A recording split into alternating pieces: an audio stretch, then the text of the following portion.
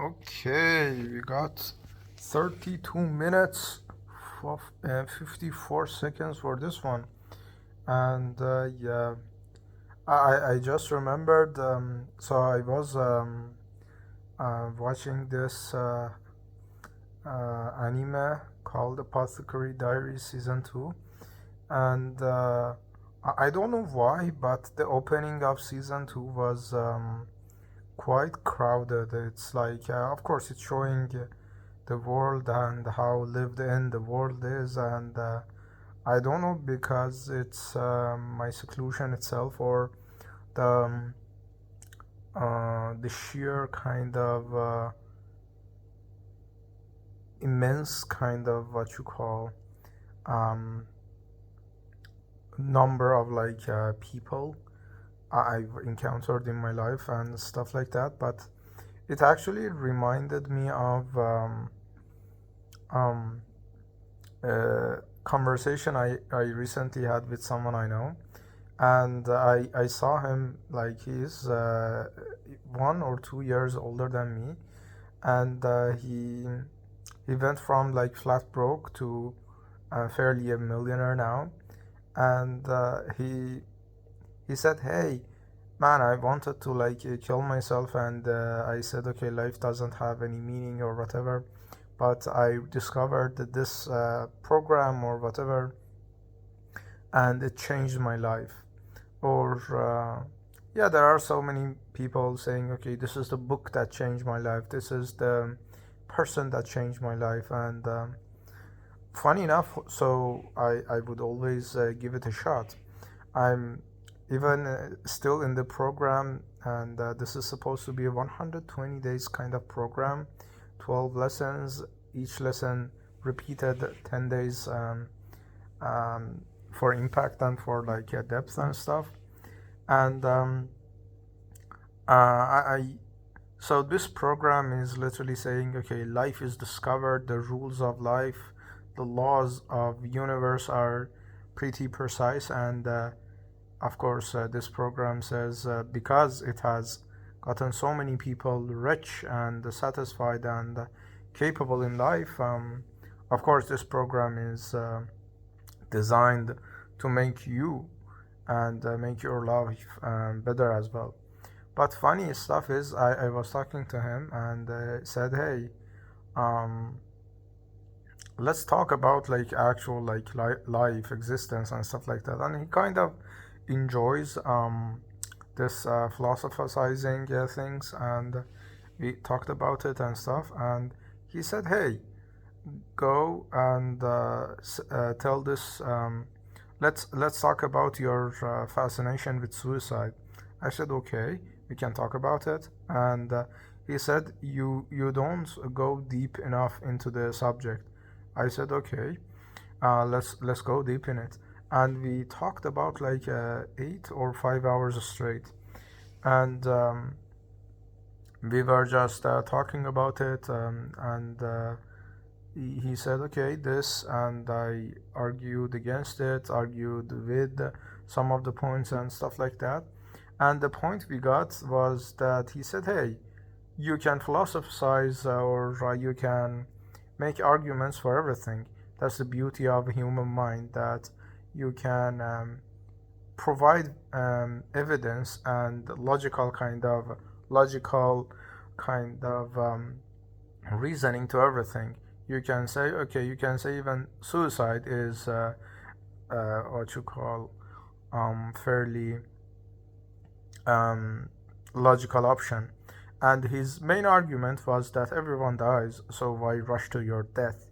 And he even joked about it, of course, kind of making fun of the whole situation. That his joke basically was, shit is a part of human body, and you can eat shit as well, because and it was kind of belittling the whole situation as well, because of course he is the rich one in the situation, so the power dynamics are the situation that he can afford to insult me rather than me insult him, or whatever. And I don't have to, but it's preferable for me to keep him around because of his resourcefulness rather than the other way around. Of course, I'm helping him with copy, with arguments, with like some of the things he lacks, and he is aware of that because that's the whole glue of the situation. And this is not a very cuddly situation, it's literally just transactional value exchange.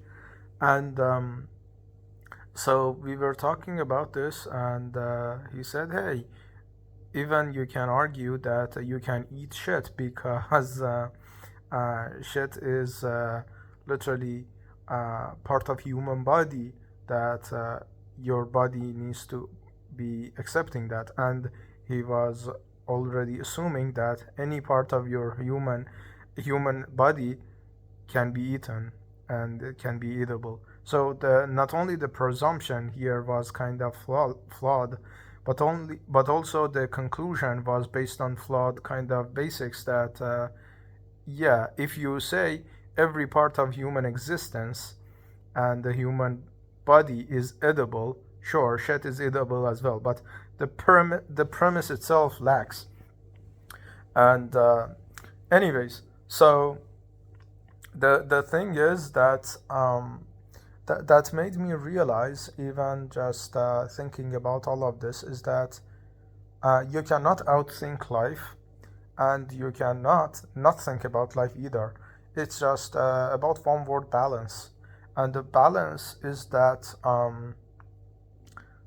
is what keeps you actually like sane, because everything is in a balance, and everything is in harmony and in kind of peace, at peace, when one um, finds the balance between. But the whole thing is about finding the balance. And for instance, you need to be presentable enough so it's not pretentious, but it's presentable. You need to, in social settings, for instance, you need to be open enough but still guarding. You need to do so many things. Even life, you need to not cling on to life to the extent that you want to live eternally, because that's gonna just make the whole situation more bitter, that you're scared of death. And you don't need to be like me, inviting death to the extent that you're begged to die every single day. So there's a balance that you enjoy what you have, and you're willing to give it away every single moment.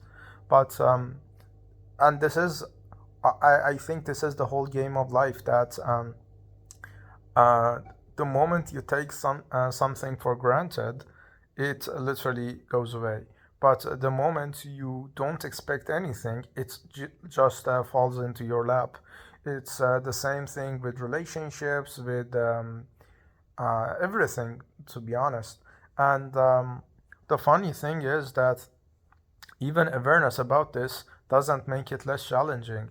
For instance, you could have everything, and you could cling on to it as if your existence depends on it, and then poof, all of it is gone. It's as if like a universe, God, or whoever the fuck you call it, has this kind of sadistic game that wants you to almost have things, because the moment you have it for certain, you're gonna be sure, and then you lose it. The moment you don't even try for it, um, you completely lose it. You know, it's just a balance that you chase it, but chase it for the fun of chasing rather than the destination. It's literally, as they say, like a journey, destination, and all bullshit that um, rings hollow to me, because the journey always makes sense in comparison with the destination. Because if there is no destination, if there is no direction, there is no journey. And journey is just a progressive moving towards a destination. And if you don't have the destination, the journey doesn't make sense. And if you have a destination and you're so far away from it, there is no journey as well, because the gap between where you are and where you want to be is the journey. The journey is literally closing the gap. But it just like, I don't know, like, what all of this means. For instance, like, I can philosophize, or if that's even a word, about whole existence now, but I need to pay rent, I need to eat, I need to find stability. Even like, as they, I guess, say, my depression, my seclusion, my at the same time love for connection, and then actually pulling away from it because of whatever reason. All of this is like, has like practical implications. But the other thing is, okay, what's the alternative? Because how I see things is that, of course, I cannot see everything from every point of view. I can kind of theorize about it, but at the end of the day, you need to live life rather than analyze it. This I I remember this kind of professor of mine I worked with on a couple of articles and stuff like that, and she had very high expectations from me that after publishing two of my articles, she reached out for publishing the third, and that was exactly the day that I was kind of trying to kill myself, because of all the pressure, but not only the pressure, but only the meaningless pressure that I was on under, and I was open about it, and I said, hey, I want to kill myself. You want another article out of me? And she was quite interesting person. She said, no, you're like my son. I'm gonna help you and stuff like that. And I said, but I'm not your son. There's a difference. And she tried helping. I ended up like cutting ties with her because of whatever the reason. Maybe I didn't want her to be involved. I didn't have any kind of care for the potential she saw in me and stuff like that. But um, the thing is, one thing she said was very interesting. That she said, you want to rationalize life. You want to like apply the same analytical skills that the pattern recognition and everything to life. Life doesn't function that way. But my argument against it is, okay, if that's the way, why people have belief systems? If life is just breathe and eat and have a purpose to strive for, why people have so many complicated conscious and subconscious choices that they make daily? Because all of those have base in reasonings. All of the belief systems are based on rationalizing and analysis of their own situation and their own belief system. So if that's the case, why have all of that? You can just say, okay, there is a God. If there isn't, cool. I have something to look forward to. If there is, cool as well. I have a purpose to fight for and go through all the shit life throws at me, and then go about your day and problem solved. There wouldn't be so many philosophers saying, okay, is there a God? Do I even exist? There are like so many theories. We are in a dream of some cosmic being. We don't even fucking exist. Some people say, no, we exist because fucking, was it Kant that said, I think, I think, therefore I am. All of that bullshit. So if there wasn't actual like this kind of analysis catharsis rather than this analysis paralysis that other people call it, there wouldn't be much debate. There would be one truth. everyone would follow it, and that's about it. But there are so many variables involved in this situation that every single belief system is based on um, millions of billions of experiences, choices, and the domino effect of all of that, the perceived, the perception and the reality formed based on that perception in our mind that makes kind of connections with between all of these, and it makes you look like a move towards a goal or away from a perceived destination. That's how like mind control is a thing. There is like fucking manifestation, and all of these are just one truth, but it's just pursuit of one truth that is done in so many different ways.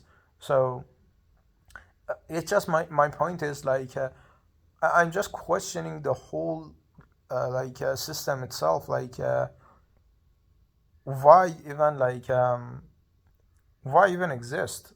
Why is this how the world is? Why is this how things are?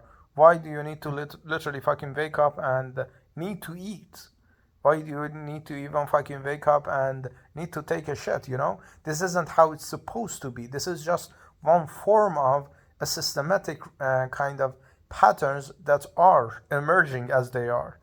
But yeah, it's um, it's just me rambling on, I guess. But yeah, even this, literally just this thing I'm doing now is just a kind of expression of the convoluted thoughts that I have, that itself helps kind of narrow down and limit the thought patterns emerging over and over again, and kind of streamlining the patterns that are in my head, I guess.